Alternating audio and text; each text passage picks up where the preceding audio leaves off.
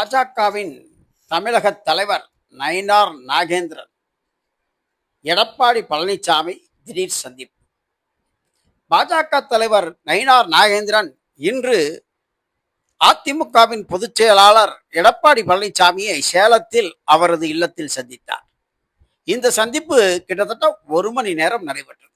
இந்த சந்திப்பின் போது பிரதமர் நரேந்திர மோடியின் பிறந்தநாள் விழாவை பற்றி ஆலோசனை நடத்தியதாக கூறிய நயினார் நாகேந்திரன் தான் சுற்றுப்பயணத்தை அக்டோபர் 11ஆம் தேதி முதல் மதுரையிலிருந்து துவங்குவதாக அனைத்து கூட்டணி கட்சிகளுக்கும் அழைப்பு விடப்படும் என்று தெரிவித்த நயினார் நாகேந்திரன், விஜய்க்கு கூடும் கூட்டமெல்லாம் ஓட்டாக மாறுமா என்ற கேள்விக்குறி எழுப்பிய அவர், விஜய் கூறுவது போல் திமுகவுக்கும் டிகேவிக்கும் போட்டி இல்லை, அதிமுக பாஜக கூட்டணிக்கும் திமுகவுக்கும் தான் போட்டி என்று கருத்து தெரிவித்த நயினார் நாகேந்திரன் அதன் பின்பு பல்வேறு கேள்விகளுக்கு பதிலளித்து அதன் பின்பு புறப்பட்டு சென்றார்.